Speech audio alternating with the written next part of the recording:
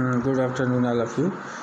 I have completed geography first chapter and second chapter already, and this is the first chapter of history.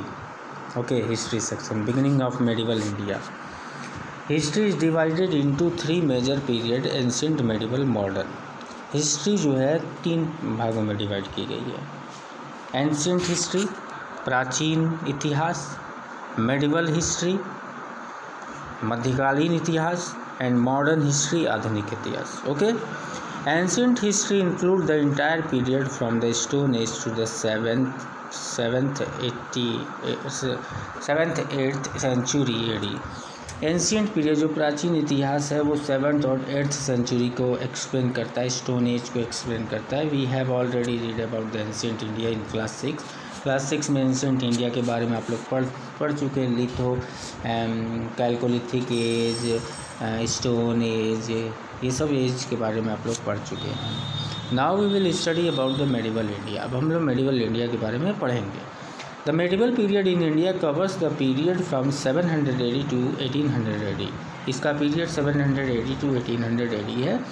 This long period is also divided into two part, और इसको भी दो part में divide किया गया. एक earlier medieval period है और एक लेटर मेडिवल पीरियड. 7 से लेकर 13 सेंचुरी तक जो चला वो अर्लियर मेडिवल पीरियड हुआ, और 13 से 18 सेंचुरी तक जो चला वो लेटर मेडिवल पीरियड चला. Okay, the modern period start from 19th century and continues till date. Modern period जो है वो 19th सेंचुरी से अभी तक चल रहा है. Struggle in early medieval period. After the death of Harshavardhana in 646 AD, several regions kingdom emerge throughout the India subcontinent. और हर्षवर्धन की मृत्यु के बाद जो है सब इंडियन सब कॉन्टिनेंट जो थे वो इमर्ज होने लग गए. Along with internal troubles, Turkey's invasion to India began from 1000 AD onward. They took the advantage of the internal struggle and established their kingdom in India.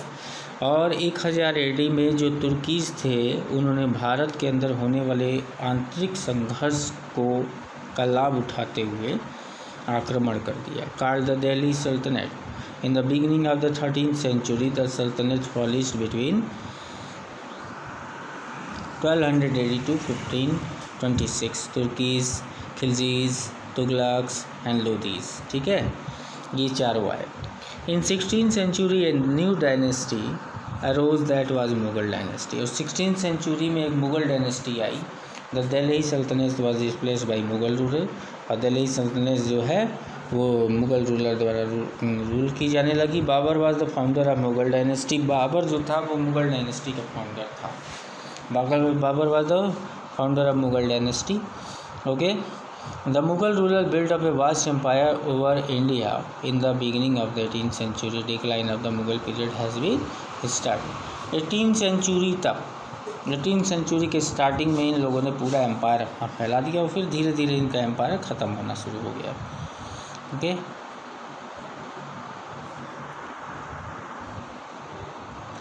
Towards the end of 18th century, European traders began trading in India. Portuguese were the first to come India. They were followed by the English, the Dutch, and the French. Okay. Towards the end of 18th century, 18वीं शताब्दी के अंत तक European traders जो थे वो भारत में trading करना start कर दिए थे. पुर्तगीज़ जो थे वो भारत में आने वाले पहले विदेशी थे, याद रखिएगा इसको. They were followed by the English. फिर उसके बाद इंग्लिश आए, डच आए, उसके बाद फ्रेंच आए. But finally the English were successful in stabilising their power in India. लेकिन अंग्रेज़ जो हैं वो अपने साम्राज्य को फैलाने में सफल है. लास्ट में they started the process of conquering and colonising India. और उनका एक ही प्रोसेस था, फूट डालो, राज्य करो. ठीक है, और कॉन्कर करके कॉलोनाइजिंग व्यवस्था करके और वो अपना साम्राज्य बढ़ाने लगे. Sources of information. Historical sources are classified into two broad categories: literary and archaeological. जो हम लोग का इतिहास है उसको दो भागों में डिवाइड किया गया है, एक लिटरेरी और एक आर्कियोलॉजिकल. लिटरेरी में क्या है, सारे साहित्य आते हैं. आर्कियोलॉजिकल में जितने भी मॉन्यूमेंट्स हैं वो आते हैं. The literary source of medieval India can be divided into two segments, one by Indian writers and other by the foreign writers. और इसमें से कुछ इंडियन राइटर्स द्वारा लिटरेचर लिखा जाता था, कुछ फॉरेन राइटर्स द्वारा लिखा जाता था. In the medieval period, paper began to be used for writing. The famous Indian and foreign writer and their books are which are valuable source to know the history of the period are detailed. अब यहाँ पे सारी जो Indian writer थे और जो foreigner writer थे उन लोगों कौन कौन सी किताबें लिखी, किसके संबंध में लिखी. जैसे पृथ्वीराज रासो है, चंद्रवरदाई ने लिखा था पृथ्वीराज चौहान के बारे में कि कैसे अजमेर और दिल्ली पे शासन करता था. तहकीक हिंद जो अल बरूनी ने लिखा था Indian people religion custom practices language के बारे में. तारीख फिरोज शाहनी जियाउद्दीन बरौनी ने लिखा था अबाउट सल्तनत ऑफ दिल्ली. ठीक है, ये सारी बुकें हैं, तो इसको आप लोग देख लीजिएगा ऐसे नीचे में. ठीक, शाहनामा फिरदौसी ने, अकबरनामा अबुल फजल ने अकबर के एडमिनिस्ट्रेशन को लिखा था. अबुल फजल ने अकबरनामा में. शाहनामा फिरदौसी ने लिखा था शाहजहाँ के बारे में. हुमायूंनामा गुलबदम बेगम लिखी थी हुमायूं के बारे में. बाबरनामा बाबर लिखे थे, बाबर की ये आत्मकथा थी. ठीक है, तो ये सारी चीज़ें देख लीजिएगा.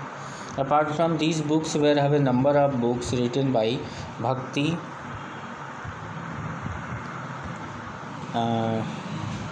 Bhakti and Sufi saint books are also available in medieval history in regional language Bengali, Hindi, Gujarati, Marathi, Tamil, Malayalam.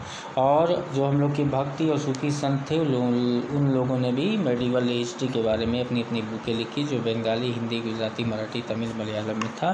Archaeological source monument paintings inscriptions sculptures weapons tools clothes coins ornaments utensils etcetera are included in the archaeological source.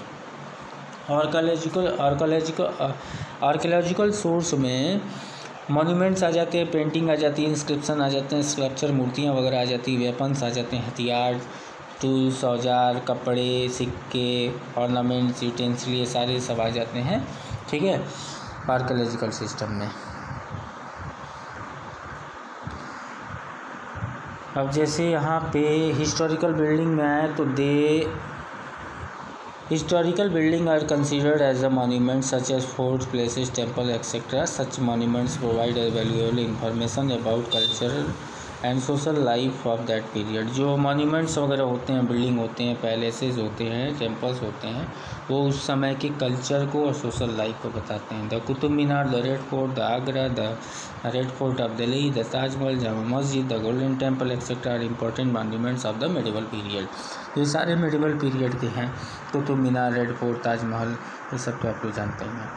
Painting of the medieval period were very popular such as Mughal, Rajasthani miniature, Deccani painting. These paintings can be seen in palaces, fort, temples extra. We get a lot of information about tradition, custom, jewellery customs etcetera in this period.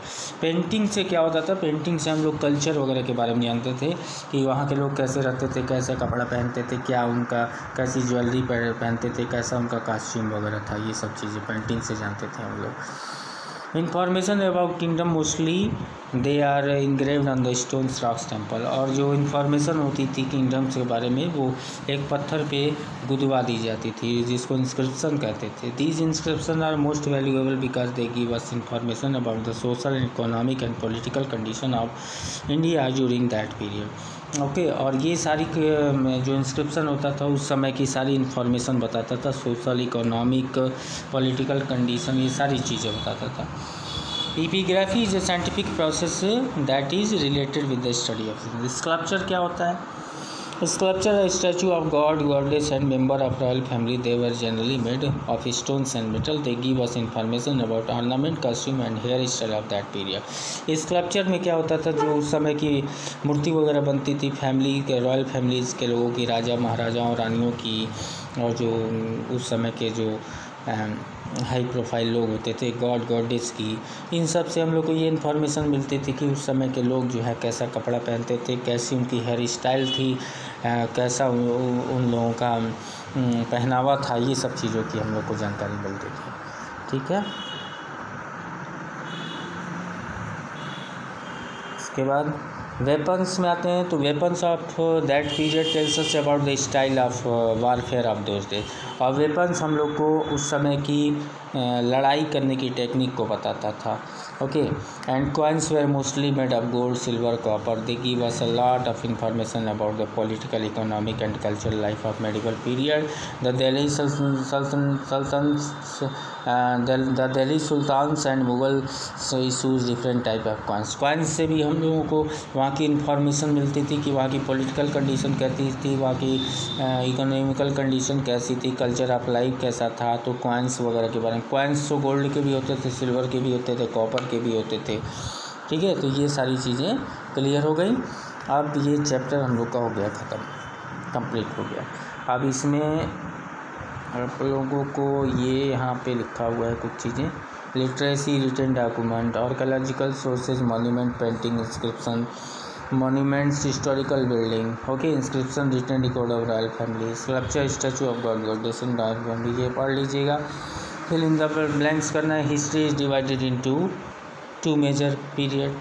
ठीक है, medieval period of India covers, medieval period कब से कब cover करती थी, तो 700 से 1800 AD तक। दिल्ली सल्तनत flourish during the period of 1526 से करी थी। तहकीक हिंद किसने लिखा था। ठीक है, तो ये सारे फिल इन द ब्लैंक्स आप लोग कर लीजिएगा और बाकी क्वेश्चन आंसर वगैरह कल देखा जाएगा। Thank you.